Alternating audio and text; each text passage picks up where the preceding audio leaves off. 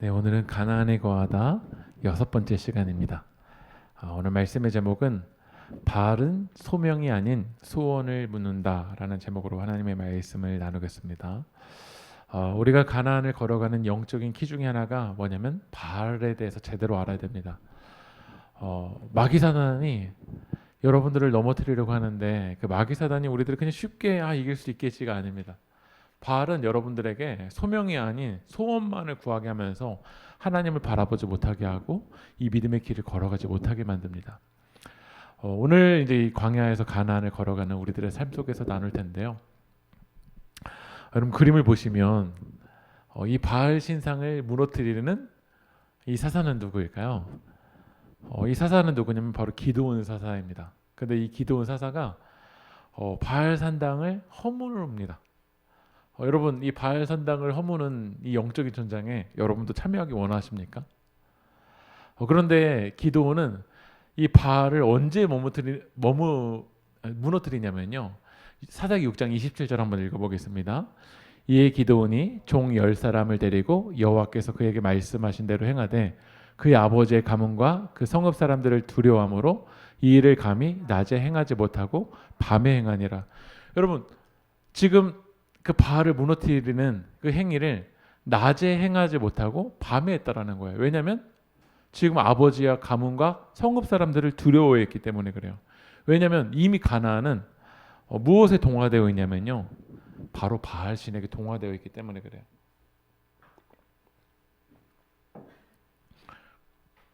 만약에 이스라엘 백성들이 거룩함을 그 구별됨을 지켜나갔다면 밤에 행하지 않았을 거예요. 낮에 바알 신을 무너뜨릴 때 사람들이 이스라엘 사람들이 막 박수 칠 거야. 그런데 벌써 세상의 문화는 바알의 문화에 저주들이 있었던 거예요. 이스라엘 백성들 하나님 인도하실 때는 그 가나안의 신을 진멸해라. 가나안 사람들 진멸해라. 가나안의 종들 진멸해라. 동물들 진멸해라라고 했어요. 왜냐하면 가나안 신들의 동화되기가 너무나도 쉬운 존재가 바로 인간이기 때문에 그래요. 근데 왜 다시 한번 정리해 보면요. 왜 기드온이 밤에 무너뜨렸는가? 이 가나안의 이 기드온의 아버지부터 벌써 가문과 사람들은 벌써 이 바알 신에게 동화되어 있기 때문에 그래요. 저희 하이랑 이제 도준이도 저희 집에서는 이제 밥을 먹고 기도를 하잖아요. 근데 이제 제가 궁금했어요. 하이야, 도준아, 학교 가서 유치원 가서 기도하고 밥 먹니? 목사 아들은 유치원 가서 기도하고 밥을 먹을까요? 아니면 기도 안 하고 밥을 먹을까요?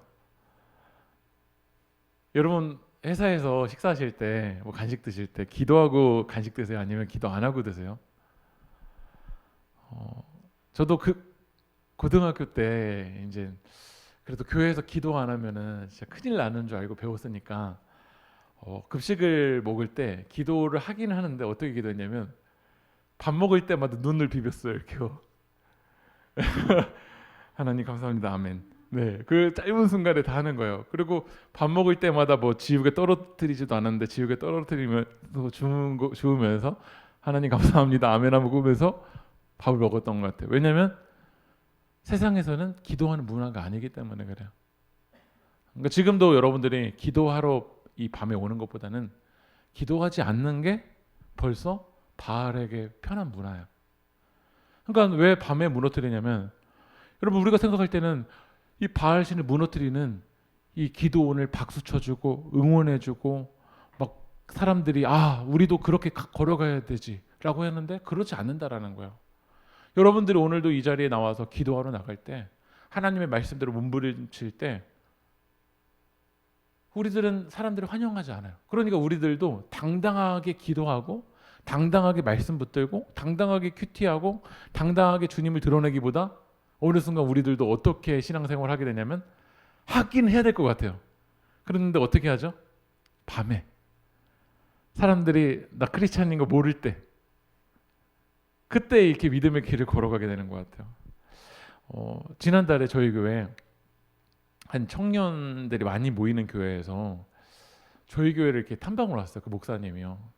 근데 그 목사님이 저에게 왔는데 목사님만 오신 게 아니라 청년을 데리고 온 거예요. 저는 근데 목사님이랑 그 청년분이 한 분 오셔가지고 주중에 오셨거든요. 그래서 이제 전도사님인 줄 알고 전도사님 안녕하세요라고 하는데 그 목사님이 전도사가 아니라는 거예요. 그럼 누구냐고 물어봤더니 교회 청년이래요. 근데 이 시간에 올 수가 있어요? 라고 물었는데 그 청년이 뭐라고 말하냐면 1년 동안 교회를 위해서 자기 헌신했다라는 거. 1년 동안요. 그러니까 1년 동안 직장을 구할 수도 있고 학교를 다닐 수도 있잖아요. 자기 커리어를 쌓을 수가 있잖아요. 근데 가장 귀한 시간에 1년을 그 젊음을 하나님께 드리기로 헌신했다라는 거야. 이 청년을 보면서 우리는 뭐라고 말할까요? 정신 나갔네 이 청년. 이라고 말할 거예요. 저도 그 오누리 교회 그 하용조 목사님이 쓰신 그 사도행전에 대한 책을 제가 읽었는데요. 그 책에서 저도 깜짝 놀랐어요. 자기 오누리 교회 청년들에게 도전한다는 거예요. 1년 동안 선교지 갔다 와라. 1년 동안 아니면 교회를 위해서 너가 헌신을 해라. 1년 동안 가장 귀한 시간을 하나님께 드려라. 라고 이렇게 도전을 한다라는 거예요. 근데 지금 우리는 이 시대에 기도원처럼 그런 청년들, 기도하는 문화, 하나님 말씀대로 하는 문화를 당당하게 세상 속에서 우리는 구별되어서 바알신을 무너뜨린다라고 하기보다는 하기는 하겠지만 언제? 밤에 행하고 있는 것이 바로 우리들의 모습인 것 같아요. 그만큼 가나안 땅은 이 바알의 문화로 기도하는 문화, 찬양하는 문화, 하나님 뜻대로 가는 문화라기보다는 바알에게 눈치를 보는 그런 문화가 되어버렸다라는 거예요. 그러니까 바알 종교는 이스라엘에게 바이러스 같아요. 우리들이 생각할 때는 그 종 남겨놓으면 되겠지, 가난한 사람들 남겨놓으면 되겠지라고 생각했지만요, 바알 신은요, 마귀 사단은요, 이 죄는요 바이러스처럼요 조금만 남겨놓은 것 같지만 아주 깊숙이 들어와서 밤에 바알 신을 무너뜨릴 수밖에 없지 이 가나안을 영적으로 무너뜨린다라는 거예요. 이게 바로 바알이거든요. 근데 이스라엘 백성들은 이제 벌써 북이스라엘과 남유다로 나눠졌잖아요. 근데 성전이 어디 있냐면 이 남유다에 있어요. 근데 이제 남유다랑 북이스라엘이 이제 남한과 북한처럼 나눠진 거예요. 그러니까 북이스라엘 사람들은 합리화시키기 시작했어요. 어떻게 합리화시켰냐면 우리 북이스라엘이 예루살렘 성전까지 갈 수 없어요. 왜냐면 나눠져 있으니까. 그래서 산당을 짓자라는 거예요. 그래서 북단에다 하나 져놓고 이 남단에다 하나 져놓고서는요, 거기다가 뭐를 해놨냐면요, 바알 신을 세워놨어요. 그리고 이 바알이 하나님인 것처럼 그들은 섬기는 거예요. 그러니까 이들이 이제 이 바알 숭배를 하는데 어떻게 제사를 드리냐면요, 한번 열왕기상 18장 28절 한번 읽어볼게요. 시작. 이에 그들이 큰 소리로 부르고 그들의 규례를 따라 피가 흐르기까지 칼과 창으로 그들의 몸을 상하게 하더라. 그러니까 이 바알 신에게 드리는 제사가요, 피를 흘리게 하는, 막 자해를 하는 거야. 막 이 바알 제사장들이 막 자기 몸을 막 긁어가면서 칼로 막 흉을 내면서 막 피가 내면서 그걸로 막 바알 신에게 자기를 드린다라는 거야. 그러면 바알 신이 감동한다라는 거야. 여러분 진짜 북이스라엘에서 제사를 드리지 않은 걸 정말 감사하세요. 만약에 우리가 바알 신에게 제사를 드렸다면 이렇게 예배를 드릴 수가 없어요. 막 자해하면서 막 몸 상하게 하면서 이렇게 예배를 드린다라는 거야. 예레미야 19장 5절도 한번 읽어볼까요? 시작. 또 그들이 바알을 위하여 산당을 건축하고 자기 아들들을 바알에게 번제로 불사라 드려나니. 아들들, 이 인신 제사잖아요. 그러니까 사람을 막 신에게 바치는 거예요. 그게 바로 바알 제사였어요. 그리고 신전에서 막 여사제랑 사이에서 막 음란의 일들을 벌였어요. 이게 바알의 제사들이었어요. 그런데 우리들이 생각할 때는 이런 끔찍한 제사를 왜 이스라엘 백성들이 행하고 있을까라고 생각하지만, 밤에 기도원이 바알의 신상을 무너뜨릴 수밖에 없을 정도로 사람들은 다 바알에게 넘어가 버렸어요. 왜 넘어갔냐면 바알은 매력적이거든요. 왜 사람들이 하나님을 찾기보다 왜 이 세상의 문화에 젖어들어 있을까? 이 세상의 문화는 너무 매력적이거든요. 하나님은 별로 매력적인 것 같지 않은데 이스라엘 백성들에겐 바알이 너무 매력적이었어요. 왜 매력적이냐면 이스라엘 백성들이 광야를 지나갈 때 농사를 지을 수가 없어요. 그 땅은 농사 지을 수 없는 땅이잖아요. 그러니까 그 광야를 지나갈 때는 만나가 내렸고 그 일용할 양식으로 만족하고 하나님께 하는 기도가 뭐였냐면, 하나님 이 광야만 제발 지나가게 해주세요라는 기도였어요. 그런데 막상 가나안에 도착하니까 가나안에서 이제 뭐를 하냐면 농사를 지어야 돼요. 가나안에서는 이제 집을 지어요. 가나안에서 이제 뭐를 하냐면 창고를 져요. 이스라엘 백성들이 가나안 땅에 가보니까요, 가나안이라는 컨텍스트랑 광야라는 컨텍스트는 다르다고 했잖아요. 사람들이 막 농사를 짓고 그 곡식을 모으는 거야. 그러니까 그 모습을 보면서 얼마나 부럽겠어요. 지금도 우리가 밖에 가면은 어떤 사람들은 코로나 기간에도 돈을 모으는 사람이 있어요. 누구는 창고가 있대 집에. 나는 지금 월세 내는 것도 어려운데 누군가는 창고가 있대요. 누구는 그 창고에 가득 채워져 있대요. 막 주식으로 막 가득 채워져 있고 막 코인으로 가득 채워져 있고 많은 것들로 가득 채워져 있대요. 그러니까 이스라엘 백성들이 이 가나안에 도착했을 때 이제 물어보는 거야. 실제로 가나안에서 이렇게 농사 짓기가 너무나도 어렵거든요. 근데 이 농사를 지을 때 여러분들 보시면은 지금도 이스라엘은 농사를 지을 때 하나의 식물을 자라나기 위해서 이렇게 파이프를요 수도관을 쫙 연결해서 거기에서 이제 물이 나오게 해야지 이렇게 나무 하나가 자라나는 거야. 그러니까 이 가나안에서 농사를 잘 짓기 위해서는 그 당시에는 이런 기술이 없으니까 뭐를 구할 수밖에 없을까? 농사를 짓는 사람들에게는 비가 생명인 거야. 적당한 때 비를 내려줘야 창고를 지을 수가 있어요. 적당한 때 비가 내려줘야지 나도 사람들에게 나 이 정도 재산이 있다라고 드러낼 수 있는 거야. 그래서 이스라엘 백성들이 이제 이 가나안에 도착해서 물어본 거야. 어떻게 하면 나도 너처럼 창고를 지을 수 있을까? 나도 너처럼 어떻게 하면 곡식을 쌓을 수 있을까? 그러니까 가나안 사람들이 말해주는 거야. 아, 우리가 믿고 있는 신이 있어. 그 신이 뭔데? 바알신. 그 바알신이 뭔데? 비를 내려주고 번개를 내려주고 바람을 내려주는 이 농경의 신, 폭풍의 신. 그 바알신이 역사를 하면 비가 내려줘. 그 바알신만 잘 믿으면 너도 나처럼 곡식을 쌓을 수가 있고 너도 창고 지을 수 있고 너도 집을 지을 수 있어 라고 이야기하는 거야. 너 어떻게 이렇게 아이가 많아? 고대 시대에는 아이가 많은 것이 그 정체성이었잖아요. 고대 시대에는요. 너 어떻게 그렇게 아이를 많이 낳을 수가 있어? 아들을 그렇게 많이 낳을 수 있어? 다산의 신이 있는데 아스테라 신이라고 거기다가 너가 무릎 꿇고 거기다 너 절하잖아? 그럼 너도 그렇게 될 수 있어 라고 이야기하는 거야. 지금 현대판 바알, 매력적인 바알이 있어요. 어떻게 하면 나도 쌓을 수 있을까? 나도 어떻게 하면 올라갈 수 있을까? 현대판 바알에게 물어봐요. 돈이면 다 되지. 돈이면 좋은 남자도 얻을 수 있지. 돈이면 좋은 여자도 얻을 수 있지. 돈이면 사람들도 굴복시킬 수 있지. 돈이면 사람들이 나에게 엎드릴 거지. 그래? 그럼 돈이면 다 되는구나. 그러니까 어느 순간 하나님을 믿었었던 사람들에게 뭐가 광야를 지나갈 때는 하나님 찾았어요. 왜냐하면 광야만 제발 지나가야 되거든요. 이렇게 어려울 때는 위기의 순간에는 고난의 순간에 막 전적으로 하나님 찾다가 하나님이 광야를 풀어가게 해주시고 가나안에 머무르면 이제 살려주세요라는 기도, 은혜의 기도보다는 뭐가 보여지기 시작하냐면 가나안에서 잘 쌓고 있는 사람들 보여지기 시작해요. 그리고 그 사람들에게 귀를 기울이죠. 어디다 투자하면 될까? 하나님이 안 보여요. 어디다 투자하면 될까? 어디로 올라갈 수 있을까? 모든 인생을 돈으로 해석하기 시작해요. 돈을 벌 수 있나 못 버나. 자녀들도 대학을 가는 거 그의 적성과 하나님의 비전과 꿈이 아니에요. 돈을 많이 벌을 수 있는데가 아닌가. 그게 모든 인생을 해석하는데 다 기준이 돼버린 것 같아요. 안타깝게도 사역도 그렇게 된 것 같아요. 어느 교회에 페이를 많이 주나 못 주나. 그게 사역자의 성공에 다 해석의 기준이 되어버린 것 같아요. 그러니까 현대판 바알이 돈이 돼버린 것 같아요. 누군가에게는 외모가 돼버린 것 같아요. 여러분 바알은 뭐를 내려주는 신이냐면 비를 내려주는 신이에요. 그러니까 바알 신의 입장에서는 여러분의 삶의 아픔이 뭔지 연약함이 뭔지 맥락이 뭔지는 관심이 없어요. 바알 신은 뭐만 해주면 될까요? 비만 내려주면 되는 거예요. 그러면 바알 신의 제사장은 이렇게 여러분들을 이제 컨트롤할 거예요. 뭐라고 컨트롤하냐면 어떻게 제사를 그렇게 드려? 오늘 이제 여러분들이 이제 제사를 만약에 북이스라엘에서 제사를 드릴 때 여기다 다 귀인시킬 수 있어요. 오늘 재물 뭐 가져왔어? 소 가져왔네. 바알 신이 감동할 거야. 우리 식사님 뭐 가져오셨어요?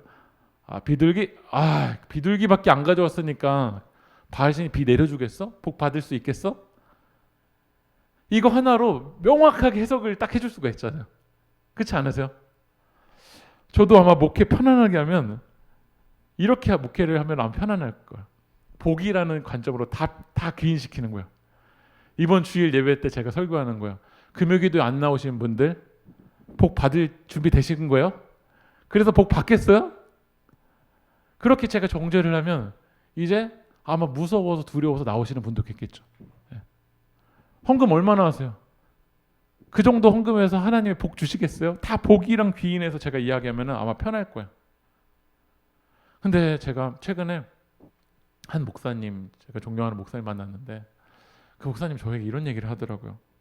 실제 교회에서도 설교나 메시지를 복이랑 귀인해서 할 수가 있잖아요. 그럼 편하잖아요. 사람들은 거기 또 열광해서 막 빨리 모이거든요. 근데 만약에 목사님이 자녀에게 말한다면 그렇게 설교하실 수 있겠어요? 이런 얘기를 하시더라고요. 그래서 목회를 어떤 입장에서 해야 된다고 저한테 이렇게 코칭을 주냐면 자녀에게 말하듯이 한번 해보시라는 거예요. 만약에 제가 하이도준이한테 설교한다라면 그렇게 제가 복 받으라 그렇게 제가 이야기하지 않을 거 아니에요. 근데 바알은 그렇게 귀인을 시키는 거야. 그런데 하나님은요, 여러분들이 재물 바친 거에만 관심이 있으신 게 아니에요. 만약에 하나님이 너 복 받을 준비 됐는가? 너 재물 뭐 가져왔나? 그것만을 가지고 하나님이 감동했다라면 이사야서 1장에 말씀이 없을 거예요. 이사야서 1장 11절 한번 읽어볼까요? 시작. 여호와께서 말씀하실 때 너희의 무수한 재물이 내게 무엇이 유익하느냐? 나는 순양의 번제와 살찐 짐승의 기름이 배불렀고 나는 수송아지나 어린 양이나 순념소의 피를 기뻐하지 아니하노라. 바알은 뭐만 보냐면 바알신은 여러분들 바친 번제, 기름, 수송아지, 어린 양 이것만 볼 거예요.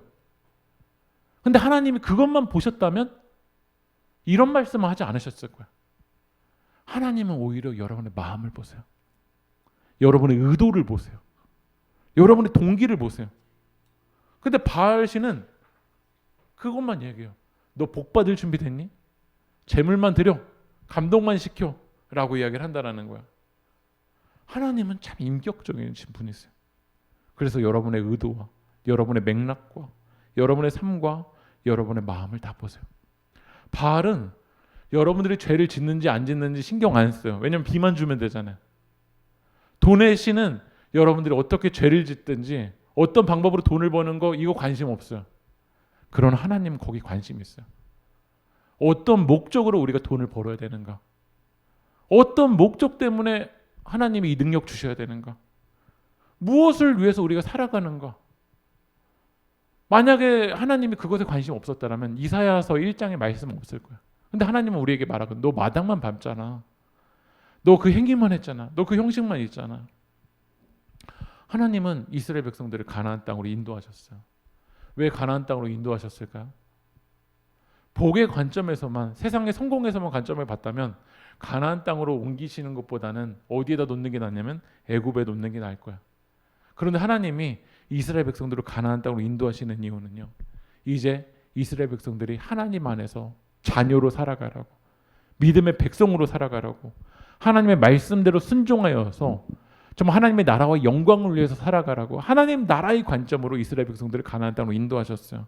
그런데 이스라엘 백성들은 하나님 나라에는 관심이 없는 거예요. 하나님의 마음에는 관심이 없고 신명기의 말씀을 그렇게 들었으면서도 막상 이스라엘 땅에 도착하니까, 가나안 땅에 도착하니까 복에만 관심이 있는 거야.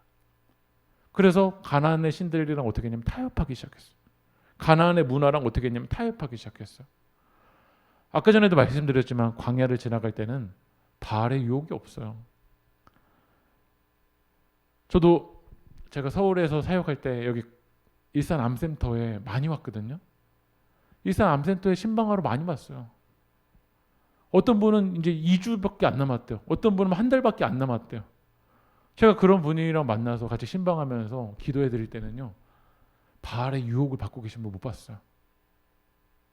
근데 이제 먹고 살만하는 것 같고 이제 괜찮아지려고 할 때 그때는 어떤 유혹이 오냐면 바알의 유혹이 우리 가운데 와요.